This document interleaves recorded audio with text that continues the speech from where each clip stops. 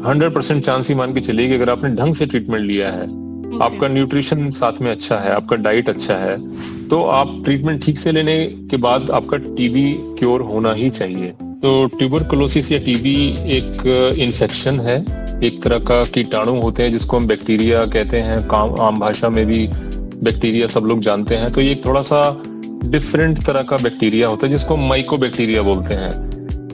तो क्या इसके अलावा भी अगर एक बार टीबी क्योर हो चुका होता है, क्या इसके बाद भी चांसेस हैं टीबी के फिर से आने के? मल्टीप्लाई करते हैं और फिर धीरे धीरे ये ब्लड स्ट्रीम में जाकर के सारे बॉडी में स्प्रेड हो जाते हैं। सर क्या क्या सिम्टम्स होते हैं, किन किन चीजों को हमें कि एज अ लक्षण लेने चाहिए कि जब ये हो तो हो सकता है कि टीबी हो? लेकिन ट्यूबरकुलोसिस का है, उसमें ये जुकाम छींके ये सब नहीं होता। ओके। उसमें ये गाइडलाइन दी गई है कि कोई भी खांसी अगर आपकी 2 हफ्ते से ज्यादा चल रही है और बुखार साथ में चल रहा है तो आपको ट्यूबरकुलोसिस की जांच भी करा लेनी चाहिए। सर जैसे आपने बताया कि 6 मंथ का कोर्स होता है इसका, क्या ये श्योर है कि ये क्यूर होता है उसके बाद? Hello everyone, welcome to 91.2 NIVH hello Doon. मैं हूं आरजे जेनिफर और आज हम बहुत ही इंपॉर्टेंट डिस्कशन करने जा रहे हैं। कभी नोटिस किया है, हम अपने लाइफ के बहुत सारी चीजों को लेके इग्नोरेंट होते हैं। हम सोचते हैं कि चलो कॉमन है।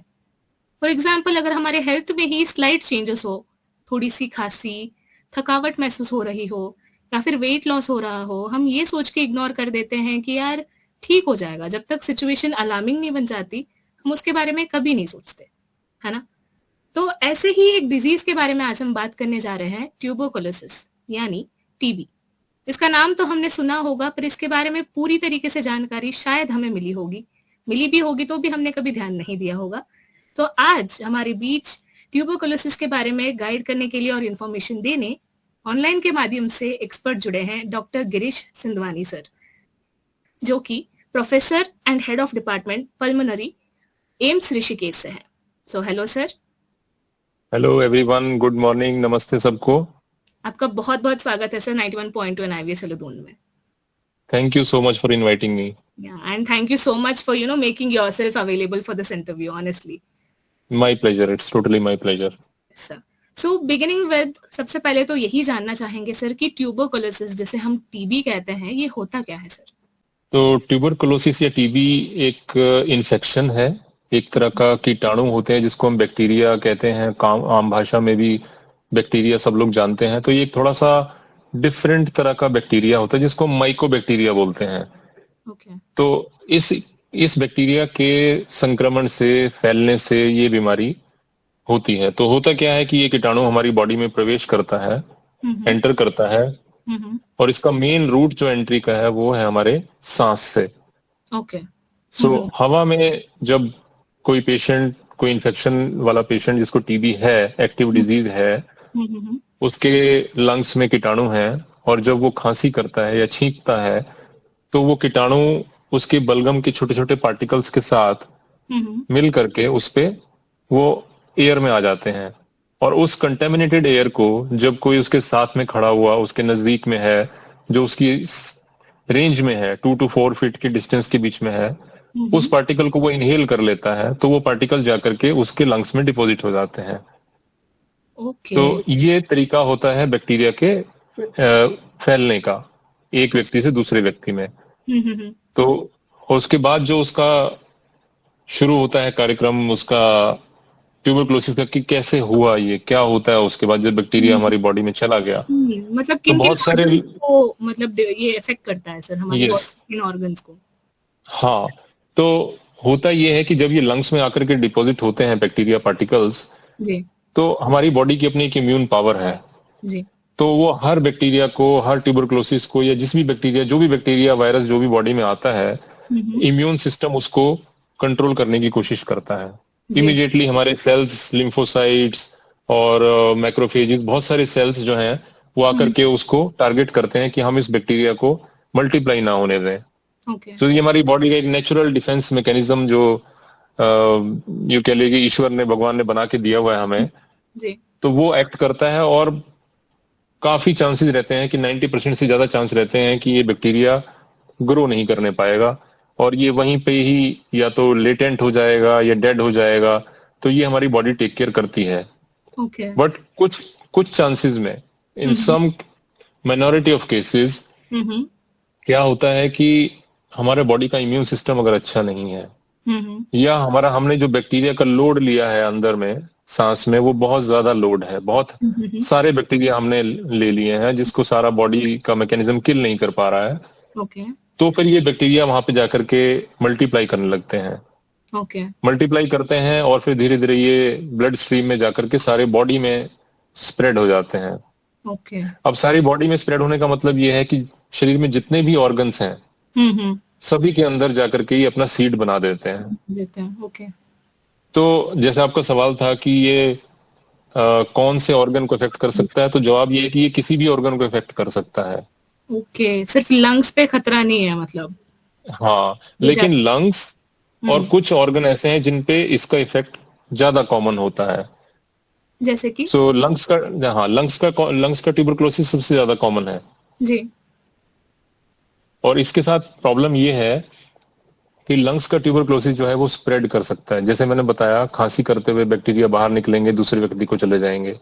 अगर ये किसी और ऑर्गन में होता, सिर्फ जैसे स्प्लीन में है, किडनी में है, लीवर में है, बोन में है, कहीं पे भी है, तो ये वहीं पे ग्रो करेगा, उस एरिया, उस ऑर्गन को डैमेज करेगा, बट स्प्रेड नहीं होगा। लेकिन लंग्स के साथ ये प्रॉब्लम है कि लंग्स वाला बैक्टीरिया स्प्रेड करता है और अनफॉर्चुनेटली लंग्स का इन्फेक्शन बहुत ही कॉमन है इंडिया में। ओके सर, इसके पीछे की रीजन क्या है? क्या कॉज करता है ट्यूबरकुलोसिस को? जैसे मैंने बताया था ना, ये बैक्टीरिया से ही होता है। तो बैक्टीरिया मल्टीप्लाई करते हैं और जिस एरिया में वो बैक्टीरिया मल्टीप्लाई कर रहे हैं उस एरिया को वो धीरे धीरे धीरे धीरे डैमेज करते जाते हैं। तो वहां पे हाँ बताइए जी। मतलब इसका मेन रीजन ये है कि स्प्रेड होने की वजह से ही टीबी आती है मोरओवर? हाँ, तो बैक्टीरिया ही है इसका मेन, इसके पीछे जो कारण है वो बैक्टीरिया है। और ये बैक्टीरिया अन्य बैक्टीरिया से, जो डे टू डे में हमारे और बैक्टीरिया हम फेस करते हैं, जैसे हमें निमोनिया हो जाता है, कोल्ड हो जाता है, वायरस, बैक्टीरिया, ये सब चीजें हम फेस करते हैं। लेकिन ये जो ट्यूबरकुलोसिस का बैक्टीरिया है ये थोड़ा इससे डिफरेंट है। ये थोड़ा जिद्दी बैक्टीरिया है। ये जितना ग्रो करने में थोड़ा टाइम लेता है, लेकिन एक बार ये अगर मल्टीप्लाई करके ग्रो कर जाता है तो ये आम मेडिसिन से और एंटीबैक्टीरियल से, एंटीबायोटिक से ये मरता नहीं है। इसीलिए इसका जो ट्रीटमेंट है वो, जैसे आम निमोनिया का ट्रीटमेंट 5 से 7 दिन, 10 दिन, 14 दिन चलता है, ट्यूबरकुलोसिस का ट्रीटमेंट 6 महीने से कम चलता है। 4 से 6 महीने कम से कम आपको ट्यूबरकुलोसिस का ट्रीटमेंट देना पड़ेगा, तब जाकर के इसके बैक्टीरिया पूरी तरह से मरते हैं। सर, क्या क्या सिम्टम्स होते हैं? किन किन चीजों को हमें कि एज अ लक्षण लेने चाहिए कि जब ये हो तो हो सकता है कि टीबी हो? हाँ, तो सबसे कॉमन सिम्टम तो हमारे बुखार, और अगर लंग्स का टीबी है तो खांसी होगा साथ में। अगर आपको किसी भी व्यक्ति को लंबा बुखार चले जा रहा है 2 हफ्ते 3 हफ्ते, और आपने अपना नॉर्मल ट्रीटमेंट किया, पैरासीटामोल लिया या कुछ एंटीबायोटिक लिया, उससे ट्रीटमेंट रिस्पॉन्ड नहीं कर रहा है बुखार, और बुखार का कुछ कभी कभी पैटर्न भी मिलता है, जैसे वो शाम के टाइम बढ़ने लगेगा, रात के टाइम आने लगेगा, दिन में थोड़ा ठीक हो जाएगा, और साथ में बहुत स्वेटिंग होगा, पसीना आने लगेगा साथ में। तो कभी कभी इस तरह का फीवर मिलता है, तो वो थोड़ा कैरेक्टरिस्टिक होता है इसका कि ये ट्यूबरकुलोसिस का हो सकता है। उसके अलावा लंग्स का टीबी है तो आपको खांसी होगा, और लंग्स की इन्फेक्शन के साथ कभी कभी उसके आसपास लंग के चारों तरफ एक झिल्ली होती है जिसको प्लूरल कैविटी बोलते हैं, उसमें पानी भर जाता है। ये भी बहुत कॉमन है ट्यूबरकुलोसिस की वजह से। तो फेफड़े में पानी भर जाना जिसको बोलते हैं, उस कंडीशन में हमें सांस लेने में दिक्कत होने लगती है, छाती में दर्द होने लगता है। और एक और लक्षण है जो बहुत इंपॉर्टेंट, बहुत कॉमन है, वो है बलगम में ब्लड आना। तो ये भी टीबी का एक लक्षण है। सर, वैसे तो खांसी जो है एक ऐसी चीज है जो लंबी ही चलती है ज्यादातर, राइट? तो कैसे डिफरेंशिएट, जैसे एक तो आपने ब्लड वाली तो बता ही दी, तो कितने दिनों तक हमें रहना चाहिए कि ओके नॉर्मल है, खांसी है, और इतने दिनों बाद अगर चल रही है तो हमें टेस्ट करना चाहिए? ये बहुत इंपॉर्टेंट सवाल है ये। देखिए, थोड़ा बहुत आइडिया तो हम इस चीज से लगा सकते हैं कि सपोज हमें एक वायरल फीवर हुआ, कॉमन कोल्ड, फ्लू जिसको बोलते हैं, तो उसमें क्या होगा, जुकाम लगेगा, गले में इरिटेशन होगा, खांसी होगा, तो कभी कभी ये कॉमन कोल्ड जो है ये आपका 1 हफ्ते से बाद 2 हफ्ते तक चल जाता है, कभी कभी 3 हफ्ते तक चल जाता है। लेकिन ये शुरू कैसे हुआ? ये शुरू हुआ जुकाम और गले खराब होने के साथ। जी। तो हमें एक आइडिया है कि ये जो हुआ है ये इस तरह का टीबी में नहीं होता। ओके। ये एक कॉमन कोल्ड की निशानी है जो छींकों जुकाम के साथ शुरू होता है, गला खराब के साथ शुरू होता है। इसका जो खांसी है ये 2 हफ्ते भी चलेगा, 3 हफ्ते भी चलेगा, टाइम के साथ ठीक हो जाएगा। जनरली 1 हफ्ते में ठीक हो जाता है वायरल फीवर। लेकिन ट्यूबरक्लोसिस का है, उसमें ये जुकाम छींके ये सब नहीं होता। ओके। तो ट्यूबरक्लोसिस में आपको फीवर मिलेगा, खांसी मिलेगा, और साथ में अगर ब्लड आने का सिम्टम हुआ तो फिर आपके चांसेस बहुत बढ़ जाएंगे। ओके। तो ये थोड़ा सा हम आइडिया लगा सकते हैं, बट ये कोई हार्ड एंड फास्ट नहीं है कि ये हमेशा ऐसे ही होगा। जी। तो ऐसा गवर्नमेंट ऑफ इंडिया की जो नेशनल टीबी कंट्रोल प्रोग्राम है उसमें ये गाइडलाइन दी गई है कि कोई भी खांसी अगर आपकी 2 हफ्ते से ज्यादा चल रही है और बुखार साथ में चल रहा है तो आपको ट्यूबरक्लोसिस की जांच भी करा लेनी चाहिए। ओके। तो ये हमारे ऑडियंस को सुन के ध्यान रखना पड़ेगा, अगर खांसी लंबी चले तो चेकअप करा लेना चाहिए। वेल सर, हमने अभी सिम्टम्स तो डिस्कस कर लिए हैं, तो मेरा अगला सवाल इसी से होगा कि किन लोगों में खतरा ज्यादा होता है, रिस्क फैक्टर ज्यादा होता है टीबी के आने का? हाँ, ये बहुत जरूरी सवाल है। ट्यूबरक्लोसिस का खतरा जो है, देखिए इन्फेक्शन तो आपको कहीं से भी मिल सकता है। आप बस में सफर कर रहे हैं, आपके साथ में एक पेशेंट बैठा है टीबी का, उसने खांसी की, आप उसकी रेंज में है, आपको बैक्टीरिया आ गए, आपकी बॉडी ने इन्फेक्शन को कवर किया, इम्यूनिटी से उसको कवर कर लिया और बैक्टीरिया को मार दिया या कंटेन कर दिया, लेटेंट कर दिया। जी। लेकिन कुछ चांसेस में, जैसे मैंने बताया था पहले भी, कि कुछ में अगर इम्यूनिटी का खबर आपका प्रॉब्लम है, अगर आपका इम्यूनिटी सिस्टम अच्छा नहीं है तो चांसेस रहेंगे कि आपको वो बैक्टीरिया ग्रो करेगा। और वो कंडीशन कौन सी हो सकती है? जैसे बहुत ओल्ड एज है, ओके, 60+ 70+ ईयर्स में थोड़ा सा इम्यूनिटी कम हो सकती है, होती है जी। माल न्यूट्रिशन है, खाना पीना से कमजोर है, तो माल न्यूट्रिशन में, या बहुत गरीब बैकग्राउंड से है तो उसका न्यूट्रिशन अच्छा नहीं है, उसका इम्यूनिटी अच्छा नहीं होगा, तो बैक्टीरिया ग्रो करने के चांसेस बढ़ जाएंगे। उसके बाद कुछ इम्यूनिटी खराब जिसमें होती है वो कंडीशंस होती हैं, जैसे डायबिटीज हो गया। डायबिटीज आपकी इम्यूनिटी को खराब करता है। अगर आपका डायबिटीज कंट्रोल में नहीं है तो आपके टीबी होने के चांसेस बढ़ जाते हैं। ओके। ऐसे ही किडनी डिजीज है, किसी को किडनी का प्रॉब्लम है, उनका क्रिएटिनिन बढ़ा रहता है, उनको डायलिसिस पर है। ऐसे ही किसी को लीवर का डिजीज है, किसी को अल्कोहल की वजह से, शराब पीने की वजह से लिवर डिजीज हो रखा है। तो ये सारी कंडीशंस हैं जिससे आपका बॉडी का इम्यूनिटी अच्छा नहीं रहता है। तो ऐसी कंडीशन में ट्यूबरक्लोसिस, जो आपके बैक्टीरिया आपने लिया सांस में, लंग्स में गया, उसके मल्टीप्लाई होने के, उसके बढ़ने के चांसेस बढ़ जाते हैं। ओके। तो सर, इंडिया में कितना कॉमन है टीबी? इंडिया में टीबी जो है वर्ल्ड के टॉप 3 कंट्रीज में इंडिया आता है। अनफॉर्चुनेटली टीबी बहुत ही ज्यादा कॉमन है। मैं फिगर्स बता करके ऑडियंस को डराना नहीं चाहता, लेकिन हार्ड फैक्ट ये है कि ट्यूबरक्लोसिस जो है इंडिया की लीडिंग किलर्स में से है। ओके। लीडिंग सांस की बीमारियां जो टॉप 3 हैं उनमें से ट्यूबरक्लोसिस आता है। तो हमें इसीलिए इसकी अवेयरनेस बहुत ही जरूरी है। बिल्कुल बिल्कुल, क्योंकि ट्यूबरक्लोसिस, हाँ, इससे सीरियस इशू है और इसको लेकर के लोगों के मन में काफी मिथ्स भी हैं। तो इसको दूर करना भी बहुत जरूरी है। जी सर, बिल्कुल। तो सर, अभी जैसे हमने बीमारी के बारे में जान लिया है, तो डायग्नोसिस का क्या प्रोसेस होता है? क्या चेकअप कराने पड़ते हैं हमें? कुछ बेसिक अगर हमारे ऑडियंस के लिए आप बता दे तो। हाँ, तो अगर हमारे को लंग्स का टीबी है, फेफड़ों का टीबी का सस्पिशन है कि हमें खांसी हो रहा है, खांसी में ब्लड आ रहा है या बलगम आ रहा है, 2 हफ्ते का बुखार हो रहा है, तो हमें ये एक सुविधा गवर्नमेंट ने बिल्कुल आपको डोर टू डोर प्रोवाइड की हुई है। आपका छोटा से छोटा भी अस्पताल, प्राइमरी हेल्थ सेंटर भी होगा, वहां पे भी आपको ये फैसिलिटी मिल जाएगी कि आप जाकर के वहां पे बताएं कि मुझे खांसी, बलगम और ये हो रहा है, और वो आपका फ्री में बलगम का जांच करेंगे। और उससे with in a day with in a day आपको रिपोर्ट मिल जाएगा कि आपको ट्यूबरकुलोसिस का बैक्टीरिया आपके बलगम में आ रहा है कि नहीं आ रहा है। तो सबसे पहला स्टेप यही है कि अगर आपको लंग्स का टीबी है तो इजी है, आपको बलगम में ही जांच करा करके बीमारी का पकड़ में आ जाएगा। लेकिन ये 100% टाइम्स नहीं होता है, कभी कभी फेफड़ों के टीबी के साथ फेफड़े में पानी भर जाने का टीबी है। तो उसके लिए एक सुई से लंग्स को पंचर करके हम लंग्स को नहीं, मतलब प्लूरा को पंचर करके हम वहां से थोड़ा सा पानी निकालते हैं और उस पानी में हम जांच करते हैं कि टीबी का एविडेंस है कि नहीं। ये सुविधा शायद आपको प्राइमरी हेल्थ सेंटर पे नहीं मिलेगी, लेकिन सेकेंडरी हेल्थ सेंटर पे मिल जाएगी।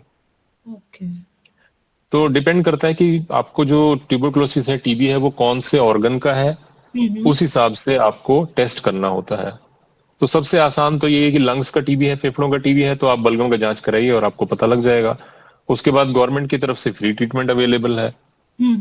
तो सारा कोर्स जो टीबी का होता है 6 मंथ्स का, 9 मंथ्स का जो है, वो सरकार की तरफ से हर व्यक्ति को फ्री है।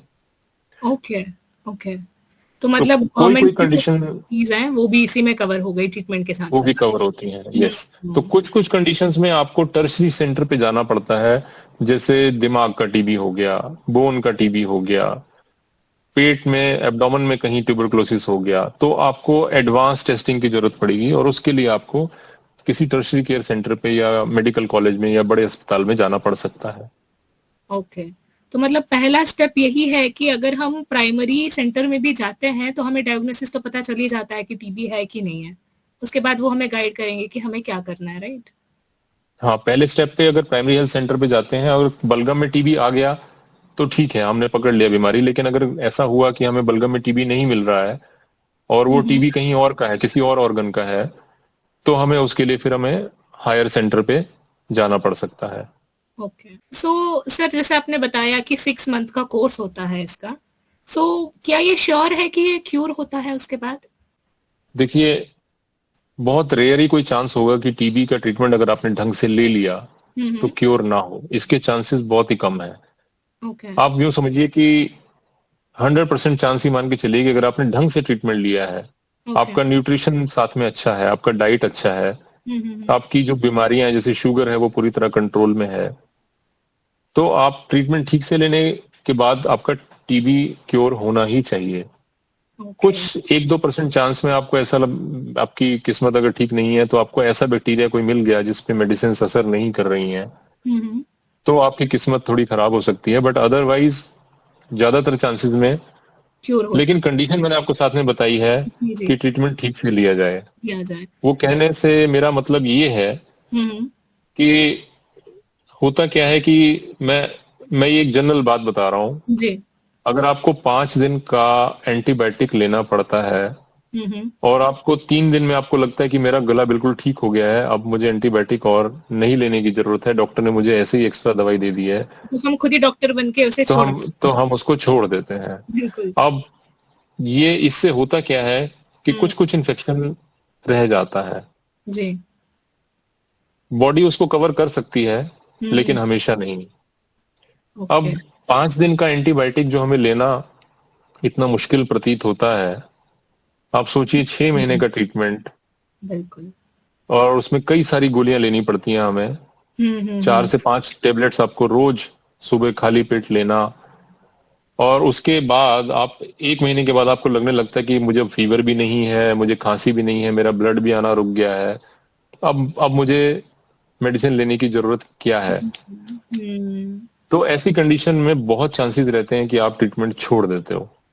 और ट्रीटमेंट छोड़ने के बाद क्या होता है कि कुछ दिन आप ठीक रहते हो और उसके बाद 1 महीने बाद, 2 महीने बाद, कभी कभी 6 महीने बाद, कभी कभी 1 साल के बाद वो बीमारी रिलैप्स होती है। ओके। और वो फिर पहले जैसी नहीं रहती। ओह, और दुगनी तरीके मतलब। हाँ, उसमें क्या होता है कि चांसेस बहुत ज्यादा हो जाते हैं कि जो मेडिसिन, जो पहली फर्स्ट लाइन मेडिसिन जिसको बोलते हैं जी, वो पहले असर कर रही थी दवाई टीबी पे, लेकिन वो जो बैक्टीरिया पूरी तरह से मरे नहीं, वो मेडिसिन उसको पूरी मिली नहीं, तो वो बैक्टीरिया उस मेडिसिन से रेजिस्टेंट हो सकते हैं। ओके, मतलब वो उस वाले मेडिसिन से अब मरेंगे नहीं, तो वो मरेंगे नहीं, पावरफुल हो गए सिंपल लैंग्वेज में। हाँ, तो वो जो ड्रग रेजिस्टेंट बैक्टीरिया जिसको बोलते हैं, अगर आपके ग्रो कर गए बॉडी में, तो समझिए कि आपकी जो ठीक होने के चांसेस जो 100% थे पहली दवाई से, वो दूसरी जो ड्रग रेजिस्टेंट बैक्टीरिया है जी। उसके ठीक होने के चांसेस आपके 60% पे आ गए। ओके, तो ये गलती कभी नहीं करनी है कि दवाइयाँ कोर्स कंप्लीट हमेशा करना ही है जो डॉक्टर ने दिया करना ही है। आपको प्रॉब्लम आ सकती है, दवाई से साइड इफेक्ट हो सकते हैं, आप डॉक्टर से मिलिए, आपको वो कुछ ना कुछ सोल्यूशन बताएंगे कि दवाई साइड इफेक्ट हो रहे हैं तो क्या करना है। लेकिन दवाई कोर्स बीच में भी नहीं छोड़ना है। और अगर आपको इनर्शिया हो रहा है कि मुझे अब और मेडिसिन की जरूरत नहीं है, तो भी आपको डॉक्टर से मिलना है, कि आपको ये मोटिवेशन बनी रहे कि कोर्स बीच में छूटा तो बाद में जो होगा वो बहुत भयानक हो सकता है। एग्जैक्टली, जो अभी आसानी से क्योर हो सकता है उसको हम खुद ही अपने पैर पे कुल्हाड़ी क्यों मारे, राइट? हाँ, और फिर जो दवाइयां बाद में हमें देनी पड़ती हैं ड्रग रेजिस्टेंट बैक्टीरिया के लिए, वो आम दवाइयां नहीं है, वो बहुत टॉक्सिक दवाइयां हैं। ओके। उसके साइड इफेक्ट्स हैं, उसको लेना बहुत मुश्किल है, उसकी कॉम्प्लिकेशंस हैं, और जो ऑर्गन का डैमेज हो चुका होगा वो अलग, आपके फेफड़े डैमेज हो चुके होंगे, आपके सांस में दिक्कत हो रही होगी, बहुत कॉम्प्लिकेशंस हो चुकी होंगी तब तक। तो उस स्टेप तक जाने से बचना, ये एक बहुत बड़ा जो हम गलती करते हैं, और ये जब से टीबी का ट्रीटमेंट शुरू हुआ तब से ये गलतियां चली आ रही हैं, बिकॉज ये ह्यूमन माइंड है, ये नेचर है माइंड का कि आप को वो ऐसा करेगा कि ट्रीटमेंट छोड़ सकते हैं आप। मुश्किल होता है लोगों में। एग्जैक्टली। वेल, तो चलो, मतलब इससे तो आपकी बातों से तो क्लियर हो ही गया, मतलब एक वार्निंग ही मिल गई है कि अगर टीबी की ट्रीटमेंट स्टार्ट करते हो तो बीच में नहीं रुकना है। तो सर ये बात आपने बता दी कि अगर बीच में हम ट्रीटमेंट रोकते हैं तब जाके वापस आता है, क्या इसके अलावा भी अगर एक बार टीबी क्योर हो चुका होता है, क्या इसके बाद भी चांसेस हैं टीबी के फिर से आने की? बहुत कम चांसेस है, लेकिन है। खासतौर पे जैसे जो पेशेंट जिनको डायबिटीज है, या कोई इम्यूनिटी जिनका वीक है, उनका न्यूट्रिशन अच्छा नहीं है, तो ऐसे केस में कभी कभी इम्यूनिटी की वजह से, क्योंकि ऐसा कहा जाता है, मतलब हमारे बहुत पुराने शास्त्रों में, वेदों में भी ऐसे इसका मेंशन है ट्यूबरकुलोसिस का, कि बहुत ही सदियों पुरानी बीमारी है। तो उस समय भी इसका मेंशन होता था कि एक बार किसी को टीबी हो गया तो वो पूरी तरह से 100% क्योर उसको बोल दें वो नहीं होता, वैसे ठीक हो जाएगा, लेकिन बैक्टीरिया कहीं ना कहीं लेटेंट फॉर्म में बॉडी में पड़े रहते हैं। जी जी जी। तो अगर उसके बाद जैसे आपका शुगर कंट्रोल खराब रहा बहुत समय तक, तो वो बैक्टीरिया फिर से वापस मल्टीप्लाई करने लग जाते हैं। ऐसा बहुत कॉमन नहीं है, लेकिन ध्यान रखना पड़ता है इस चीज का। ठीक है sir. So moving ahead, precautions क्या ले सकते हैं सर हम टीबी से बचने के लिए? हाँ, ये बहुत ही इम्पोर्टेंट है कि इतनी कॉमन बीमारी है और इसके फैलने का सोर्स जो है वो सांस के द्वारा है जी। तो इसका कंट्रोल भी हमें उसी तरीके से करना पड़ेगा। जैसे खास तौर पे हम देखते हैं इंडिया में अवेयरनेस, इन्फेक्शन कंट्रोल की अवेयरनेस बहुत ही कम है, बहुत ही खराब है जी। मैं कुछ कंट्रीज में विजिट किया हूं, जैसे जापान में मैंने देखा, वहां पे किसी को एक दिन भी 2 दिन भी अगर खांसी जुकाम हो जाए तो वो या तो छुट्टी ले लेंगे काम से, वो अपने बच्चों को अगर खांसी जुकाम होगा तो स्कूल नहीं भेजेंगे। पेरेंट्स इतने अवेयर हैं, जागरूक हैं। और अगर वो जाएंगे ऑफिस किसी काम से, उन्हें जाना भी पड़ेगा, तो वो हमेशा मास्क का इस्तेमाल करेंगे। मैंने सड़कों पे मास्क लगा करके लोगों को घूमते इंडिया में कभी नहीं देखा। कोविड का इतना बड़ा प्रचंड वेव आया, लोगों को पता चल गया कि फ्लू कैसे फैलता है, जुकाम खांसी और जो सांस की बीमारियां हैं वो खांसी से फैलती हैं, सांस से फैलती हैं, क्लोज डिस्टेंस में आने से फैलती हैं। लेकिन कोविड का असर खत्म होते ही सारे मास्क वापस ट्रंकों में बंद हो गए। बिल्कुल। और एक छोटी सी अवेयरनेस की अगर हम बात करें कि सांस की बीमारियां, ये सबको मतलब बड़ी कॉमन सी अंडरस्टैंडिंग है कि खांसने से, छींकने से या सांस के संपर्क में आने से ये बीमारियां फैलती हैं। जी। तो अगर किसी को सांस की बीमारी है, खांसी है, जुकाम है, छींके हैं और साथ में ट्यूबरकुलोसिस का भी सपोज कर लीजिए, तो ये सारी बीमारियां का फैलने का तरीका एक ही है, तो अगर हम थोड़ा सा अवेयरनेस दिखाएं हम्म तो हम इसको फैलने से रोक सकते हैं। जैसे मतलब अगर खांसी हो तो मास्क का इस्तेमाल करना शायद सबसे। मास्क का इस्तेमाल करें तो सबसे आसान तरीका है। करेक्ट। तो हम अक्सर ये स्कूलों में, कॉलेजेस में भी अगर हमारे को कहीं एड्रेस करना हो या कहीं ऐसी मास गैदरिंग हो रही हो जहां पे बहुत सारे लोगों को इकट्ठे होना है। ओवर क्राउडिंग भी एक ऐसी चीज है, जैसे रेलवे स्टेशन में ही ले लो आप। जी। कोई बड़ी आप किसी यात्रा में जा रहे हो, जहां हज यात्रा है, केदार यात्रा है, यहाँ बहुत तरह की रिलीजियस यात्राएं भी चलती हैं जिसमें बहुत भारी मात्रा में लोग होते हैं, ओवर क्राउडिंग होती है। जी जी। शेल्टर होम्स हैं जहाँ पे बहुत लोग ओवर क्राउडिंग सिचुएशंस में रहते हैं, या तो लोग कॉन्सर्ट स्लम्स। वगैरह में भी जाते हैं सर। हाँ, भीड़ की वहां भी एग्जैक्टली। भीड़ का तो ऐसी सिचुएशन में हमें क्या करना चाहिए? अब हम इन सिचुएशन से बच नहीं सकते। अगर आपको ट्रेन पकड़नी है तो रेलवे स्टेशन जाना पड़ेगा, बस स्टैंड जाना पड़ेगा। अब ट्रेन में एक बंद एनवायरनमेंट है, क्लोज्ड एसी चैम्बर है, वहां पे कोई भी खांसी कर रहा है तो वो खांसी का जो पूरा जो बैक्टीरिया पार्टिकल्स हैं वो सारे उस एनवायरनमेंट में फैल जाते हैं। बिल्कुल। तो अब आप एक जागरूक नागरिक होने के नाते आप इतना कर सकते हैं कि आप सबको तो मास्क नहीं लगा सकते बचने के लिए, लेकिन जिस व्यक्ति को खांसी हो रही है अगर वो ही थोड़ा सा ध्यान रखे तो आप काफी लोगों को इन्फेक्शन होने से देने से बचा सकते हैं। करेक्ट।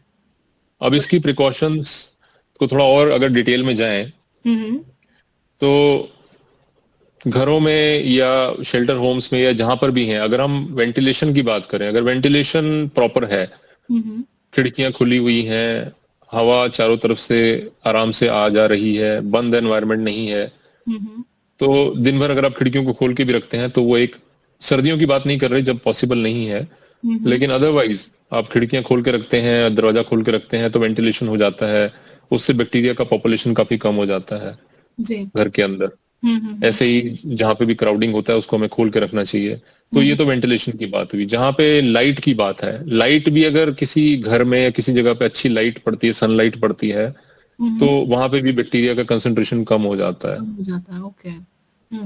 तो गुड वेंटिलेशन, गुड सनलाइट, उससे बैक्टीरिया का कंसंट्रेशन कम हो जाता है और आपकी इम्यूनिटी भी अच्छी होती है। विटामिन डी मिलता है सनलाइट में, और अच्छी वेंटिलेशन से भी आपको अच्छी एयर जाती है, अच्छी ऑक्सीजन रिच एयर मिलती है।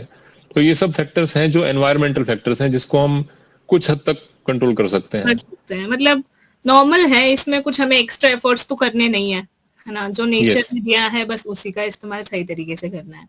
सही तरीके से करना है जी। Moving ahead. और दूसरा, हाँ, एक जो और इम्पोर्टेंट है जो ह्यूमन फैक्टर है, जो मैं पहले भी बात कर रहा था कि हम कैसे कंट्रीब्यूट कर सकते हैं टुवर्ड्स नेचर, एनवायरनमेंट, इन्फेक्शन, वो है हमारा एटीट्यूड कैसा रहना चाहिए। अगर हमें इन्फेक्शन है तो हम अगर बीमार हैं तो हमें क्या करना चाहिए? हमें एटलीस्ट 2 से 3 हफ्ते के लिए आइसोलेट होना चाहिए। और आइसोलेशन का मतलब ये कि हमें घर में भी बता दें कि मुझे टीबी का डायग्नोसिस हुआ है, अब मैं 2 से 3 हफ्ते के लिए 2 से 3 फीट का डिस्टेंस बना के रखूंगा। आप मुझे मेरे क्लोज कांटेक्ट में ना आए, छोटे बच्चों को मेरे पास ना लाएं। ओके। ठीक है। अगर आपको ऐसा इन्फेक्शन हुआ है, टीबी डायग्नोस हुआ है, तो आप ये अपने ऑफिस में या वर्क प्लेस पे या जहां पे भी आप काम करते हैं वहां बता सकते हैं कि मुझे कुछ सांस का इन्फेक्शन हुआ है। अगर आप टीबी का नाम नहीं भी लेना चाहते हैं, कुछ स्टिग्मा है तो मैं उसको स्प्रेड करने से रोकने के लिए क्या कर सकता हूँ कि मैं 2-3 हफ्ते के लिए मैं थोड़ा डिस्टेंस बना के रखूंगा। मैं काम पे से छुट्टी ले सकता हूँ अगर पॉसिबल है तो ये हमारी रिस्पॉन्सिबिलिटी बन जाती है। जबकि लोग क्या करते हैं कि वो छुपाते हैं। Exactly. किसी को मालूम ना चले कि मुझे टीबी हो गया है। इसको स्टिग्मा की तरह समझते हैं कि लोग मेरे बारे में कुछ सोचेंगे कि इसको बीमारी है, तो छुपाते हैं बीमारी को। तो सर जैसे अभी स्टिग्मा की बात करी आपने, इसके अलावा और क्या मत है? जैसे एक तो आपने कहा कि ट्यूबरकुलोसिस अगर है, टीबी है, तो इसके बारे में खुल के बात नहीं करते हैं। तो एक तो इसके अलावा क्या क्या कॉमन मिथ्स हैं जिन्हें आज आप ब्रेक करना चाहते हैं? हाँ, तो और एक ये है कि जैसे मैंने ट्रीटमेंट वाला बताया कि ट्रीटमेंट कंप्लीट नहीं करना भी एक बहुत बड़ी प्रॉब्लम है जी। वो भी हमारे को ध्यान रखना है। ये ध्यान रखना है कि हम अगर हमें इन्फेक्शन घर में है या किसी को है या मुझे है तो मैं दूसरों को एक्सपोजर ना दूं। एक बड़ा कॉमन मिथ है कि किसी को टीबी एक बार हो गया तो वो कभी ठीक नहीं होता। ऐसे कुछ लोग दमा को, टीबी को और सांस की बीमारियों को एक कॉमन से कैटेगरी में डाल देते हैं कि ये सांस की बीमारियां सब एक जैसी हैं, ये कभी ठीक नहीं होती। आप इनका कितना भी इलाज ले लो, ये पूरी तरह से ठीक नहीं होती। तो ये भी एक बड़ा कॉमन मिथ है। इसको भी हमें वो करना चाहिए। उसके बाद कुछ बीमारियां ऐसी होती हैं जो टीबी जैसी लगती हैं लेकिन होती नहीं है। कभी कभी ऐसा डायग्नोसिस गलत डायग्नोसिस बन जाता है कि हमें खांसी में खून आया और हमें लगा कि ये ट्यूबरकुलोसिस की वजह से है, और हमने जाके ट्रीटमेंट स्टार्ट कर दिया किसी लोकल डॉक्टर के कहने से, और वो बीमारी अंदर में कुछ और होती है। जैसे बड़ा कॉमन है जो लोग स्मोक करते हैं उनमें फेफड़ों का कैंसर बहुत कॉमन है, और उसमें भी उसका भी मेन लक्षण है खांसी में ब्लड आना। तो अगर खांसी में ब्लड आ रहा है तो पहले जमाने में यही समझा जाता था कि किसी को खांसी में ब्लड आ रहा है तो वो टीबी हो गया उसको। और ये मिथ बहुत सदियों तक चलता रहा। जी। जब ये स्मोकिंग जब से पिक्चर में आई कुछ सदियों से, स्मोकिंग के बाद फेफड़ों का कैंसर सामने आया। फेफड़ों का कैंसर में भी ब्लड आता है खांसने में, तो वो टीबी जैसा ही लक्षण है। तो हर वो बीमारी जिसमें खांसी में ब्लड आ रहा है वो टीबी नहीं होती है, कुछ और भी हो सकता है। तो अगर वो ठीक नहीं हो रहा है या आपको खांसी में ब्लड आ रहा है तो इस बात को बस ये नहीं कि मैं काउंटर से जाके मैंने फार्मासिस्ट से दवाई ले ली और मैंने इलाज शुरू कर दिया, या फार्मासिस्ट ने बोला तुम्हें टीबी हो गया तुम दवाई शुरू कर दो, ऐसा नहीं करना चाहिए। प्रॉपर डायग्नोसिस बनना चाहिए कि ये खांसी में ब्लड आ रहा है ये टीबी का ही है, कहीं मुझे कोई और बीमारी तो नहीं हो रही है। वो भी एक मिथ है। हाँ, एक मिथ शायद ये भी है कि घर के इलाज, घरेलू जो इलाज होता है इनसे ठीक होता है। लोग बहुत, जैसे जो रूरल एरियाज के लोग होते हैं वो घरेलू इलाज को बहुत मानते हैं सर। तो कुछ लोग ऐसे भी कोशिश करते होंगे कि घर के नुस्खों से ही सब कुछ ठीक हो जाए। सो क्या ये रियलिटी है या मिथ है? ये रियलिटी है। बहुत इग्नोर किया जाता है सिम्टम्स को। खासतौर पे हमने ये पहले स्टडीज भी हुई हैं कि फीमेल्स जिनको पहले घर में काम करने के लिए रोका जाता था, घर का काम करती थी, वो बाहर जॉब वगैरह पे नहीं करती थी, जैसे अभी भी गांव की जो महिलाएं हैं वो अपने सिम्टम्स को बहुत छुपाती हैं जी। बहुत लंबे लंबे टाइम तक बुखार चलता रहेगा, उनको खाने का मन नहीं कर रहा होगा, उनको भूख नहीं लग रही होगी, लेकिन वो उसको इग्नोर किया जाता है। अभी विमेन एम्पावरमेंट काफी हो गया है, अब फीमेल्स भी, महिलाएं भी काफी सशक्त हैं, सक्षम हैं, पढ़ी लिखी हैं और काम करती हैं, उनको सब जानकारी है। लेकिन गांव में और पिछड़े इलाकों में अभी भी ऐसा हो रहा है कि महिलाओं की स्वास्थ्य पे उतना ध्यान नहीं दिया जाता। करेक्ट। तो बीमारियां बिगड़ जाती हैं, तब वो पिक्चर में आती हैं, तब उनको हॉस्पिटल लेके जाया जाता है। तो प्रॉब्लम्स अभी भी हैं और वो घरेलू इलाज के भरोसे चलती रहती हैं। करेक्ट। तो ये होता है। एक पॉइंट और मैं, हाँ, बिफोर वी गो अहेड, एक पॉइंट और कफ एटिकेट्स के बारे में बात करना चाह रहा था। ये भी बहुत इग्नोर्ड कॉन्सेप्ट है कि हमें अगर खांसी आ ही रही है, आप के पास मास्क की सुविधा नहीं है सपोज, और आपको खांसी आ रही है, आप ऐसी जगह पे हैं जहां मास्क ले जाना भूल गए हैं, तो आप क्या करेंगे? अब हमारे सोसाइटी में समहाउ इसको बचपन से स्कूलों में नहीं सिखाया गया, या क्या कारण है? वो भी एक कारण है कि बचपन से इस चीज का ट्रेनिंग नहीं दिया गया है स्कूलों में कि अगर खांसी आ रही है तो उसको कैसे करना है। कोशिश तो ये होनी चाहिए कि हम किसी के संपर्क में हो, किसी के साथ खड़े हों, बैठे हों तो, या भीड़ में हो तो खांसी नहीं करें, हम थोड़ा बाहर चले जाएं। लेकिन खांसी हमेशा कंट्रोल ऐसा नहीं होता कि आप बाहर जा सको और खांसी कर सको। और आ ही रही है तो आप कम से कम उसको कोई टिश्यू पेपर से कवर कर सकते हो, रुमाल से कवर कर सकते हो। और अगर और एक आसान तरीका है, आपके पास कुछ भी सुविधा नहीं है तो आप उसको अपनी एल्बो से कवर कर सकते हो, अपने शर्ट की स्लीव से कवर कर सकते हो जी। ठीक है, तो ये हमेशा इस चीज का ध्यान रखना चाहिए कि खांसी कभी भी ऐसे ओपन में नहीं कर देनी चाहिए। आपको नहीं पता कि आपके खांसी में क्या वायरस, बैक्टीरिया, फंगस क्या हवा में जा रहा है। जा सकती है, बिल्कुल बिल्कुल सर। हाँ, और अगर आपको पहले से मालूम है कि आपको टीबी का बीमारी हो रखा है, तब तो आप किसी भी हाल में ये काम बिल्कुल ना करें। कफ एटिकेट्स बहुत ही इंपॉर्टेंट है और बहुत इसको सिखाया जाना चाहिए बच्चे से लेकर सबको। बिल्कुल sir. And I am sure इस इंटरव्यू के माध्यम से तो बहुत लोगों को पता चल ही जाएगा कि किन चीजों को फॉलो करनी चाहिए।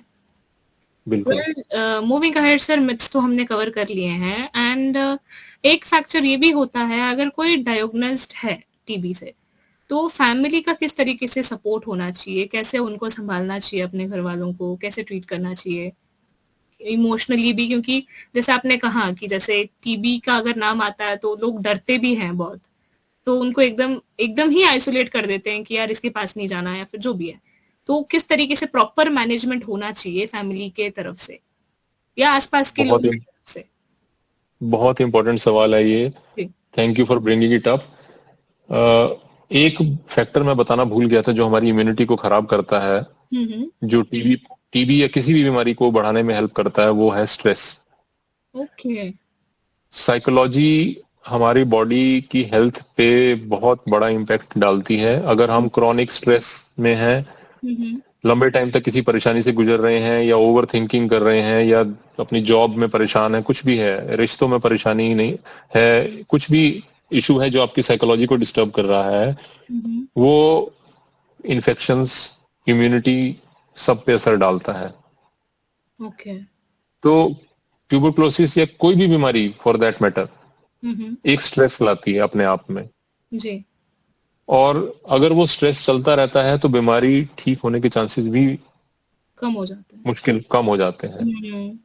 तो ऐसा कहा भी जाता है कि अगर आप एक अच्छे हैप्पी हेल्दी एनवायरनमेंट में हो तो वो दवाइयां भी अच्छे से असर करती हैं, उसके साइड इफेक्ट्स भी कम होते हैं। आप बीमारी को जल्दी से, मैं तो कहता हूँ सिर्फ टीबी नहीं, इवन कैंसर तक के इलाज में भी अगर आपका सोशल सपोर्ट, आपका साइकोलॉजिकल सपोर्ट अच्छा है, और आप खुद ही सोचिए 5 दिन आप बीमार हैं, आपको लगने लगता है कि ये क्या हो गया मुझे, आपके पैर में चोट लग जाए, कुछ हो जाए, आपको लगता है मैं तो बेड रिडन हो गया, और दिमाग एक तरफ से एकदम से नेगेटिव साइकोलॉजी में चले जाता है, नेगेटिव लूप में चला जाता है, और हम और उसको ठीक होने को डिले करते रहते हैं। जबकि जो पॉजिटिव माइंडसेट के लोग हैं वो बहुत जल्दी रिकवर करते हैं। अब अगर किसी को टीबी हो गया, 5-7 दिन तक वो अपने आप को, माइंड को मैनेज करेगा कि नहीं ठीक है, ठीक हो जाएगा, डॉक्टर ने बोला है अच्छा हो जाएगा। लेकिन जब जैसे जैसे 1 महीना निकलता है, दवाई चल रही है, 2 महीना निकलता है, दवाई चल रही है, डिप्रेशन आने लगता है जी। दवाइयों के साइड इफेक्ट होते हैं, खाने का मन नहीं कर रहा है, कुछ भी भूख अच्छी नहीं लग रही है। पहले हमें बहुत स्वाद ले लेकर के हम टिक्की समोसा खाया करते थे, अभी कुछ खाने का मन नहीं कर रहा है क्योंकि दवाइयों का साइड इफेक्ट हो रहा है। तो डिप्रेशन सी आने लगती है, ऐसा मन करता है कि ये कब खत्म होगा। और ऐसे में अगर हमारे फ्रेंड्स, हमारे फैमिली, हमारा सोशल स्ट्रक्चर हमें सपोर्ट अगर नहीं करता है, तो ये एक मतलब हमने एक और बीमारी साथ में लग जाती है, वो डिप्रेशन की, एंजाइटी की।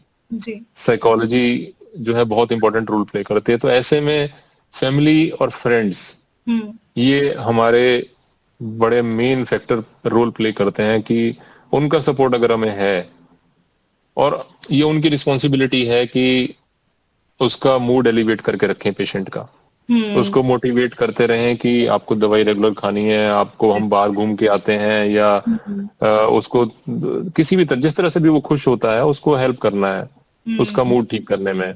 ये बहुत ही इम्पोर्टेंट है। और ये भी होता है सर, हम कभी कभी, जैसे मेरे साथ भी ये होता है, जैसे अगर हम कहीं अकेले रहते हैं, समझो खुद की तबीयत अगर खराब हो तो खुद के लिए केयर करना ना इतना लगता नहीं है कि यार रोज करना पड़ रहा है। तो ऐसे में अगर कोई और पर्सन होता है जो हमें मोटिवेट करे, तो ऐसे में हम भी उनकी बातें सुन के हम फॉलो कर लेते हैं कि चलो ये कह रहे हैं तो कर लेते हैं। ये भी चीजें होती हैं। बिल्कुल। अगर आप फिजिकली उसको सपोर्ट नहीं कर सकते हैं, आप उसके साथ नहीं हो सकते हैं, तो कम से कम फोन करिए।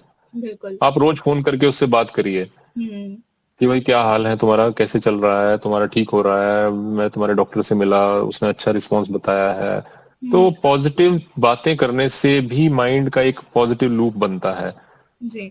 तो इसको हम अक्सर इग्नोर कर देते हैं और इसको थोड़ा सोशली आउटकास्ट सी करने की कोशिश करते हैं पेशेंट को जी। कि ये हमें ना हो जाए कहीं इसके पास जाने से।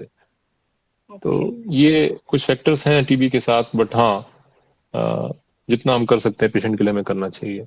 बिल्कुल सर। हम अभी ऑलमोस्ट सारी बातों को कवर कर चुके हैं शायद। क्या आप मतलब एंड में कुछ ऐड करना चाहते हो या फिर हमारे जो लिसनर्स हैं उनको कुछ मैसेज देना चाहते हो सर एंड में? मैसेज तो एक कंबाइंड मैसेज, एक समराइज था मैं कर देता हूँ कि टीबी एक बैक्टीरिया से फैलने वाली बीमारी है जो सांस, खांसी और छींकने वगैरह से फैलता है। और इसको रोकने के लिए हम यही कर सकते हैं कि हम अपने कफ को अच्छे से कवर करें। अगर हम बीमार हैं तो ऑफिस ना जाएं, मास्क लगा करके रखने की कोशिश करें एटलीस्ट 2 से 3 हफ्ते तक। और टीबी होने की सिचुएशन में अपने फ्रेंड्स और फैमिली की रिस्पॉन्सिबिलिटी होती है कि उनको सपोर्ट करें, घर का एनवायरनमेंट अच्छा बना के रखें। और बहुत इंपॉर्टेंट है कि अगर टीबी हो गया है तो उसकी दवाई रेगुलर लें, ट्रीटमेंट पूरा कंप्लीट करें।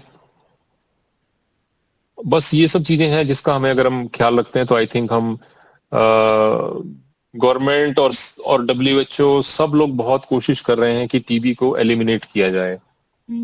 अब हमारी बारी 2000 हाँ, तो वो एलिमिनेट नहीं होने का जो कारण है वो कहीं ना कहीं हमारे अपने अंदर छुपा हुआ है कि हम उसको ढंग से इग्नोर कर रहे हैं, उसको हम ढंग से नहीं ट्रीट कर रहे हैं। हम उसको स्प्रेड रोकने के लिए हम जो कर सकते हैं वो नहीं कर रहे हैं। बिल्कुल।